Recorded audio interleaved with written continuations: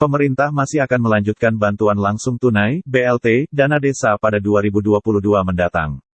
Menteri Desa, Pembangunan Daerah Tertinggal, dan Transmigrasi, Menteri Desa PDTT, Abdul Halim Iskandar mengatakan, pemerintah pusat telah memberikan patokan untuk penggunaan dana desa 2022. Dia menjelaskan BLT dana desa akan diberikan pada warga miskin dan miskin ekstrim yang belum dapat jaring pengaman sosial. BLT 2022 masih disediakan untuk warga miskin dan miskin ekstrim yang belum dapat jaring pengaman sosial dari pemerintah di semua tingkatan, juga bagi keluarga miskin akibat COVID-19, kata Halim kepada Kompas.com, Kamis, tanggal 23 Desember tahun 2021.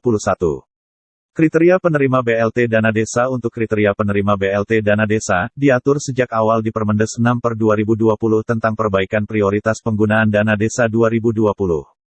Aturan tersebut diikuti Permendes 13/2021 tentang perbaikan prioritas penggunaan dana desa 2021, lalu Permendes 7/2021 tentang perbaikan prioritas penggunaan dana desa 2022.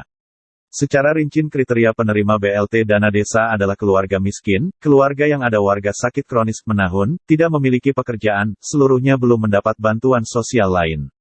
Dia menjelaskan untuk 2022 desa-desa bisa mendasarkan miskin dan miskin ekstrim sesuai hasil pendataan SDGs desa, by name by address tersedia di miskinekstrim.kemendesa.go.id.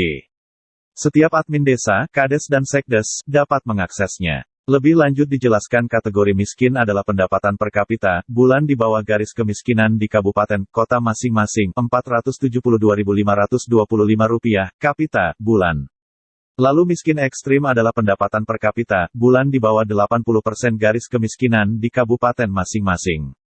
Hal itu setara PPP, Purchasing Power Parity. $1,99 Amerika per kapita per hari, Rp12.000 per kapita, hari, sama dengan Rp378.030 per kapita, bulan.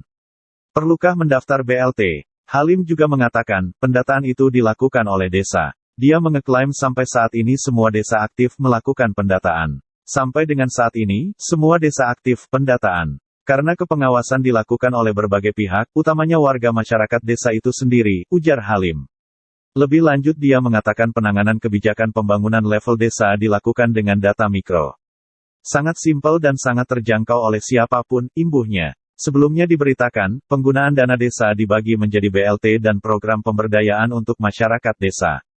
Sekitar 40% dana desa untuk bantuan langsung tunai. Selebihnya, 60% dapat dimanfaatkan sebagai program pemberdayaan untuk masyarakat desa, kata pria yang akrab disapa Gus Halim melalui rilis, dikutip Kompas.com, tanggal 13 Desember tahun 2021.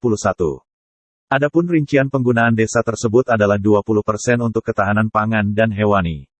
Kemudian, sekitar 8% untuk mendukung kegiatan penanganan COVID-19 seperti percepatan dan sosialisasi vaksinasi. Sementara itu, sebanyak 32% untuk program prioritas hasil musyawarah desa, Musdes. Jumlah alokasi dana desa sebesar 40% menurut Halim cukup besar. Sehingga dia mengajak seluruh pihak untuk fokus pada penyelesaian kemiskinan di desa yang mengalami peningkatan akibat COVID-19. Jadi jangan terlalu dipikirkan dengan adanya peraturan Presiden, Perpres Nomor 104 Tahun 2021 tentang rincian anggaran pendapatan dan belanja negara, APBN, tahun anggaran, Ta. 2022. Sebaliknya, justru kita harus berterima kasih, kata dia. Dia mengaku, Perpres 104 Tahun 2021 yang salah satunya mengatur fokus penggunaan dana desa dipertanyakan stakeholder desa. Padahal, Perpres tersebut seharusnya dimaknai karena hadir dalam masa darurat untuk warga desa terdampak pandemi COVID-19 yang membutuhkan jaring pengaman sosial, salah satunya dalam bentuk BLT desa. Jika nanti tahun 2023, COVID-19 usai maka akan kembali pada undang-undang lama, katanya.